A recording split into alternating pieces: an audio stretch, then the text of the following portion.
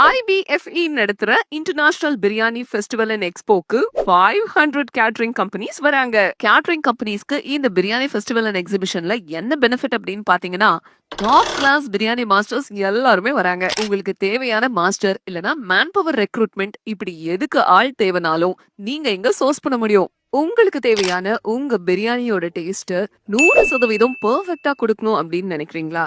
அதுக்காக best product, best ingredients எல்லாமே இங்க இருக்கும்.